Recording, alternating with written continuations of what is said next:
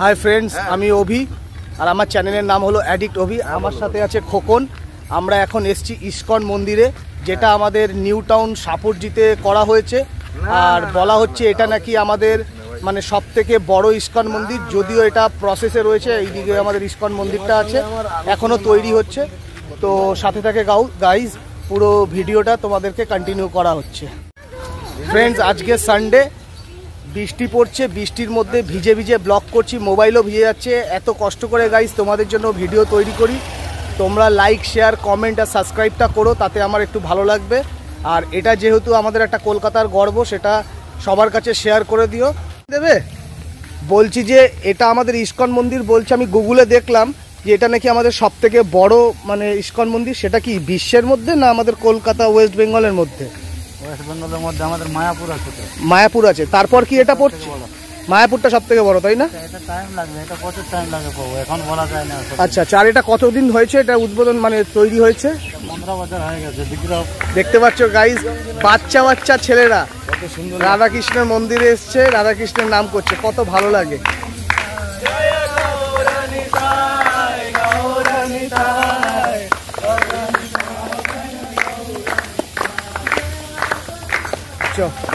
Guys এখানে 10-12টা ছেলে আছে যারা নাম দান কীর্তন করতে করতে যাচ্ছে। আর ওই যে জায়গাটা দেখছো গাইজ, ওখানে মানে রেস্ট করার জন্য, মানে যারা অনেক দূর থেকে আসে তারা রেস্ট করে। গাইজ এখানে দুজন প্রভু বসে আছে, সামনেও একজন আছে প্রভু। আর এটা হলো মহাপ্রসাদ, এখানে রাধাকৃষ্ণের লাড্ডু প্রসাদ তো বিক্রি। যাই হোক গাইজ, পুরো ভিডিওটাই তোমাদেরকে কভার করব, সাথে থাকো। একটু হেলমেটটা রাখবো 5 মিনিটের জন্য, জাস্ট ভেতরে যাবো। কিন্তু এখন খিচুড়ি দেওয়া হয় না, ওটা কি বিকেল থেকে চালু হয়? বিকেল কটা থেকে হয়? আচ্ছা আচ্ছা, মহাপ্রসাদ যেটা ভোগ যেটা, ঠিক আছে। পেয়েছিলাম না? হ্যাঁ, খাবো তো। সো গাইজ, আমরা আস্তে আস্তে ইসকন মন্দিরের দিকে যাচ্ছি। এই দেখো, এখান থেকে হচ্ছে না, ওরা করছে এই যে ইসকন মন্দিরটা।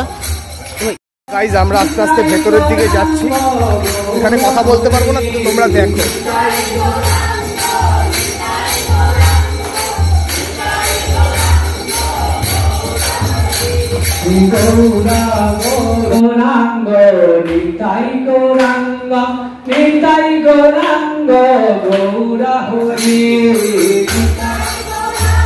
বিয়ে পড়তে হলো কারণ গানটা চলছে, গানটা দিয়ে যদি আমি দিই তাহলে হয়তো কপিরাইট আসতে পারে। আর গাইজ আগের বার যখন এসেছিলাম অন্ধকারে, এই যে এইখান দিয়ে সোজা গেছিলাম, এখানে আমরা শিয়ালের ডাক যেটা বলেছিলাম সেটা এখানে দেখা যাচ্ছিল। আর গাইজ পরিবেশটা দেখো কত সুন্দর। এই যে এইখানে বসে রাত্রেবেলা প্রভুরা সবাই কীর্তন করে, আর এই জায়গাটা বসে রেস্ট করে, মানে যারা মানে অনেকক্ষণ ধরে এসছে একটু রেস্ট করলো। ওই সাইডটা যেটা আছে সেটা হলো বিকেলবেলা থেকে ভোগ পাওয়া যায় ঠাকুরের। আর এই সাইডে মহাপ্রসাদ, এই যে দেখিয়ে দিচ্ছি মহাপ্রসাদের কাউন্টারটা ওদিকে। আর ওদিকে গোশালা আছে, তো গোমাতা, তো সাথে দেখো গোশালাটাও তোমাদের দেখানো হবে।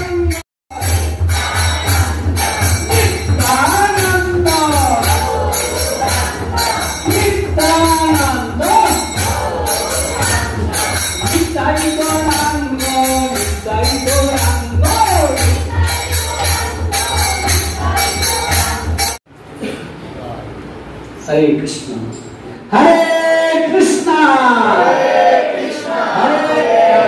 हरे राम। সো ফ্রেন্ডস, তোমাদেরকে ভেতরটা দেখালাম। দেখতে পাচ্ছ বাচ্চা বাচ্চা মেয়েরা, বাচ্চা বাচ্চা ছেলেরা কীরকম রাধাকৃষ্ণের নাম করছে, কৃষ্ণের নাম করছে। খুব ভালো লাগছে, আমিও করলাম।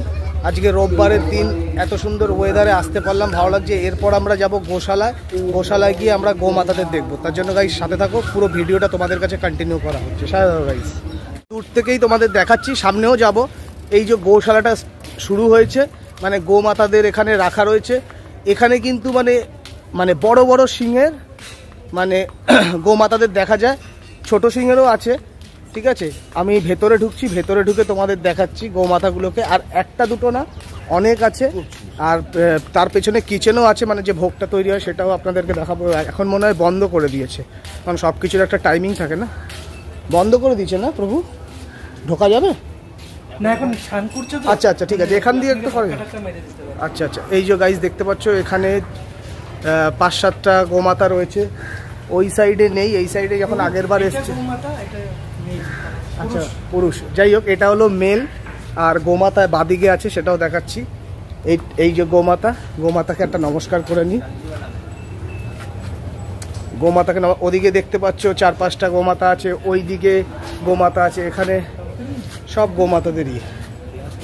কখন আগের বার রাতে এসছিলাম, সেই জন্য সেরমভাবে এক্সপ্লোর করতে পারিনি, আজকে দিনে এসছি না। এই যে গোমাতা, গোমাতাটাকে দেখো কত বড় শিং, অনেকটাই বড় শিং। একটু জুম করছি, দেখে নাও। এই দেখো, আজকে এত সুন্দর ওয়েদারে যে আসতে পেরেছি। ও তো প্রভু সেবা দিচ্ছে, তাই তো? এই যে গোবরটা কাচালো, সেও একজন প্রভু, সেবা দিচ্ছে।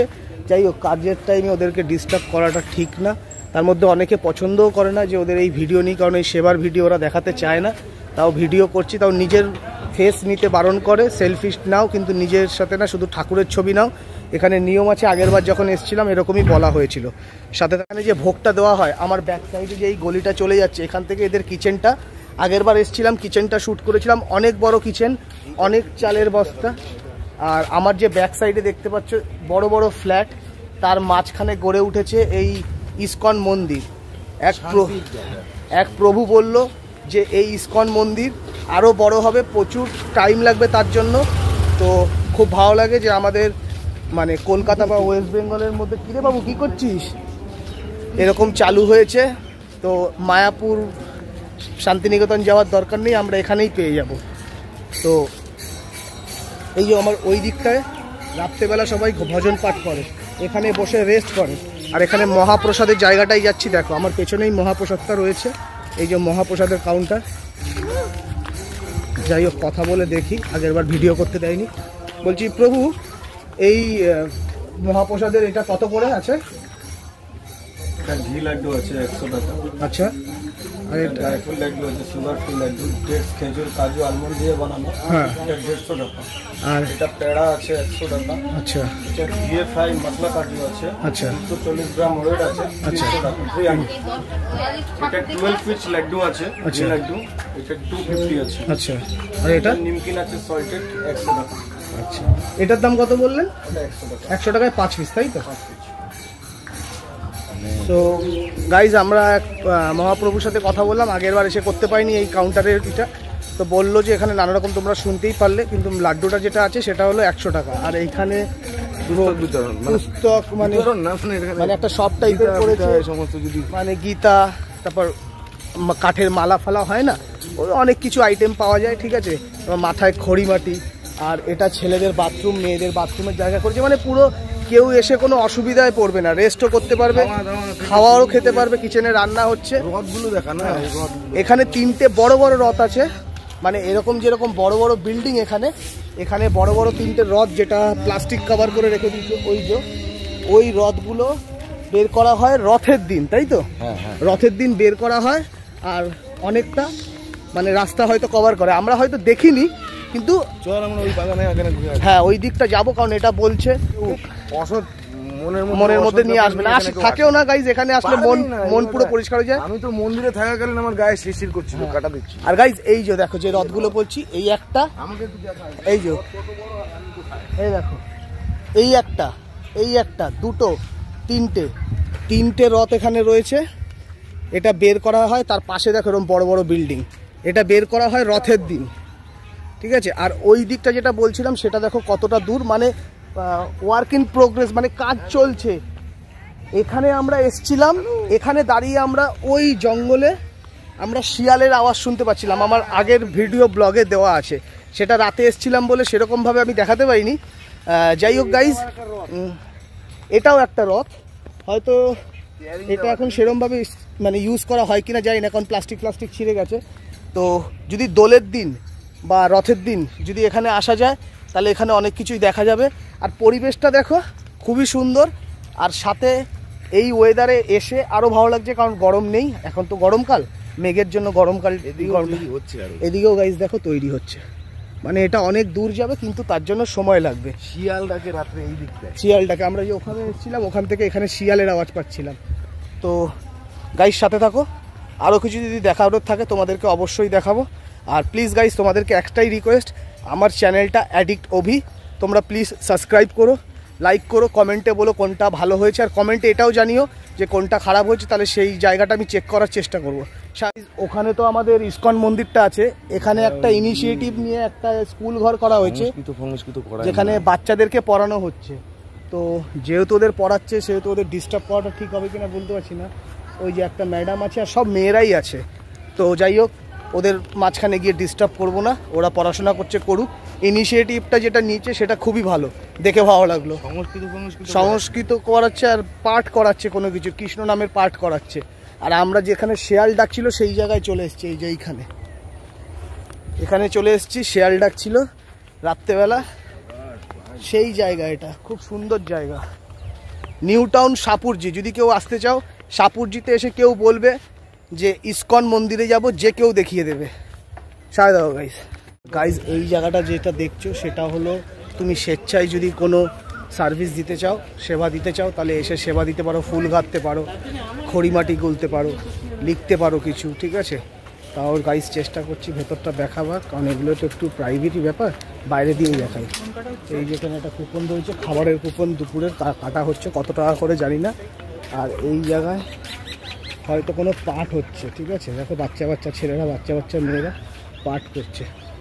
ভেতরে গাইজ ঢুকলাম না, কারণ এদেরও একটু প্রাইভেসি ছাড়ে। এরা এইখানে ঠাকুরের সাথে ছবি তোলা যাবে না, তুমি ঠাকুরের শুধু ছবি তোলো, কিন্তু ঠাকুরের সাথে সেলফি বা ঠাকুরের সামনে দাঁড়িয়ে কোনো ছবি তোলা যাবে না, যেটা একটা ইউনিক ব্যাপার। জানি না কেন, কী কারণে বলে। আর এটা হলো একটা ঢোকার জায়গা যেটা ফ্রন্ট, আর ওদিকে একটা ঢোকার জায়গা আছে। দেখো কত লোকেরা এসছে দর্শন করতে, প্লাস কেউ কেউ এখানে সেবাও দিচ্ছে।